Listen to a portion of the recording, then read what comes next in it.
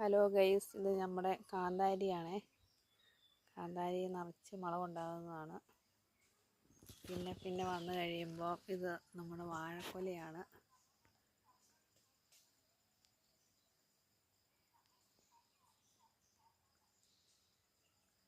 വാഴക്കൊല ഇങ്ങോട്ട് വന്നു കഴിയുമ്പോൾ നമുക്ക് ഇഷ്ടം പോലെ മുരിങ്ങ. ഇത് നല്ല മുരിങ്ങ ഇലയാണ്. മുരിങ്ങ ഇങ്ങനെ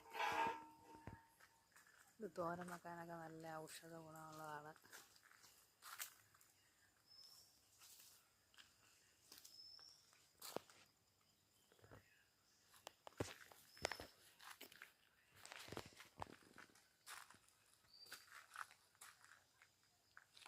കുട്ടികൾക്കൊക്കെ നല്ല ഔഷധ ഗുണമുള്ളതാണ് മുരിങ്ങയില.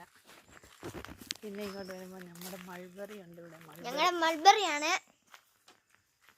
അതാ കായ ഇട്ടേക്കുന്നു. അതില് ഇതാ കായ ഇട്ടേക്കുന്നു. മൾബറിയുടെ ഇല. മൾബറി വലുതായി വളർന്നു. ഇല നല്ല തളിരില കാണിച്ചതാ. ഇത് തോരൻ വെക്കാൻ നല്ലതാ. മൾബറിയുടെ ഇല, മൾബറിയുടെ ഈ ഇളത്ത ഇലയാണ് നമ്മൾ തോരൻ വെക്കാൻ ഉപയോഗിക്കുന്നത്. നല്ല ഇലയാണ്. മൾബറിയുടെ കായ തിന്നാൻ നല്ലതാണ്.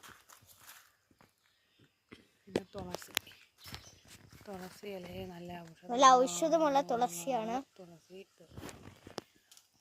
പിന്നെ ഇത് പച്ചച്ചീര.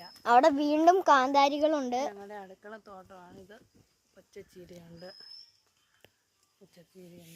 അതാണ് നമ്മുടെ മുളക്. നമ്മുടെ കാന്താരിയാണ്. കാന്താരി മുളകെല്ലാം ആകാൻ വേണ്ടി പൂവിട്ട് നിൽക്കണം. പിന്നെ ഇത് നമ്മുടെ കരിയാപ്പാണ്. കരിയാപ്പ് നമുക്ക് കൃഷി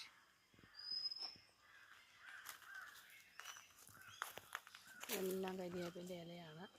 നമുക്ക് കൃഷി അടുക്കളയിൽ ആവശ്യമുള്ള എല്ലാ സാധനങ്ങളും നമുക്കിവിടെ സുലഭമാണ്.